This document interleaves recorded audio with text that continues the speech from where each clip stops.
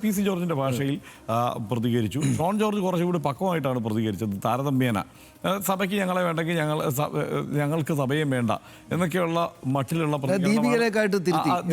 ദീപികയ്ക്കെതിരെ എന്നുള്ള മട്ടിലാണ് അതിനെ പ്ലേസ് ചെയ്തത്. പി സി ജോർജ് അങ്ങനെയല്ല, നേരിട്ട് ബിഷപ്പുമാരെ തെറി വിളിക്കുകയായിരുന്നു. അത് നേരത്തെയും ചെയ്തിട്ടുണ്ട് പി സി ജോർജ്. അപ്പോൾ പി സി ജോർജിൻ്റെ കാര്യത്തിൽ സഭ വീണ്ടും ക്ഷമിക്കുമായിരിക്കും എന്ന് എനിക്ക് തോന്നുന്നു. കാരണം ഇത് പതിവായി ആവർത്തിക്കുന്നതായതുകൊണ്ട് അതിന് പ്രത്യേകിച്ച് അതെ പി സി ജോർജിന് ഇത് ചാനലുകൾക്ക് വേണ്ടിയാണ് പറയുന്നതെന്നാണ് ബിഷപ്പ് കരുതിയിരിക്കുന്നത്. അങ്ങനെയല്ല, ചാനലുകൾക്ക് വേണ്ടി പ്രത്യേകിച്ച് പറയേണ്ടതില്ല. പി സി ജോർജിൻ്റെ ഭാഷ ചാനലുകളിലൂടെ നാട്ടുകാർ അറിയുന്നു, കാണുന്നു എന്നുള്ളത് മാത്രമേ ഉള്ളൂ. അതല്ലാതെ ചാനലുകൾക്ക് വേണ്ടി പറഞ്ഞതല്ല. പി സി ജോർജിൻ്റെ അടിസ്ഥാന ഭാഷ ഇതാണ്. ഒരു ചാനലും ഇല്ലാത്തടത്ത് മൈക്ക് കെട്ടി തെറി പറയുന്നയാളാണ് പി സി ജോർജ്. പൂഞ്ഞാറിൽ നമ്മൾ കണ്ടതാണ്. വോട്ട് ചോദിക്കുന്നവരോട് എന്താണ് നമുക്ക്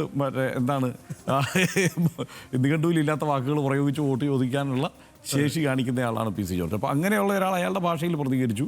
അതാണ് യഥാർത്ഥത്തിൽ സംഭവിച്ചിട്ടുള്ളത്. ആത്യന്തികമായി ഈ വിഷയത്തിൽ ഇപ്പോൾ ഇതൊക്കെ സംഭവിച്ചുകൊണ്ടിരിക്കുന്ന സമയത്ത് ഇപ്പോൾ വളരെ ക്രൈസ്തവ വിഭാഗത്തോട് കുറച്ച് അനുകൂലമായ നിലപാടാണ് എപ്പോഴും പ്രധാനമന്ത്രി അടക്കം പറയുക, നിരന്തരം പ്രഖ്യാപിക്കുക. അത് സ്വാഭാവികമായും. കാരണം നോർത്ത് ഈസ്റ്റിൽ ക്രൈസ്തവർക്ക് വലിയ സ്വാധീനശേഷിയും ഭൂരിപക്ഷവുമുള്ള പ്രദേശങ്ങളിലൊക്കെ BJPക്ക് കൂടി പങ്കാളിത്തമുള്ള സർക്കാരുകൾ വരുന്ന സാഹചര്യമുണ്ട്.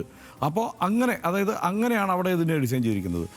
ഗോവയിൽ വലിയ സ്വാധീനശേഷിയുണ്ട് ക്രൈസ്തവർക്ക്. പക്ഷേ 25% ക്രൈസ്തവരുള്ള സ്ഥലമാണ് അവിടെ. പക്ഷേ അവരെ കൂടി ഒപ്പം നിർത്തിക്കൊണ്ടുള്ള ഒരു സർക്കാർ രൂപീകരണത്തിനൊക്കെയുള്ള സാധ്യത അവർ തരുന്നുണ്ട്. കേരളത്തിൽ ക്രൈസ്തവരാണ് ഒരുപക്ഷെ BJPയെ കൈപിടിച്ചുയർത്തുക എന്നുള്ള പ്രതീക്ഷയിൽ ആ നിലയ്ക്കുള്ള ഓപ്പറേഷൻസ് ഇവിടെ നടത്തുന്നുണ്ട്. ബാക്കി സംസ്ഥാനങ്ങളിൽ എന്താ അവസ്ഥ? മറ്റ് സംസ്ഥാനങ്ങളിൽ ഇപ്പോൾ ഛത്തീസ്ഗഡിലേക്കോ ഉത്തർപ്രദേശിലേക്കോ ബീഹാറിലേക്കോ ജാർഖണ്ഡിലേക്കോ ഒക്കെ പോയി കഴിഞ്ഞാൽ അവിടെ നിന്നിടി കൊള്ളുകയാണ് ക്രൈസ്തവർ എന്നുള്ളതാണ് യാഥാർത്ഥ്യം. അപ്പോൾ അത് ഒരു വസ്തുതയായി നിലനിൽക്കുന്നുണ്ട്. പക്ഷേ അതിനെ എങ്ങനെ മാറ്റിവെച്ചിട്ട്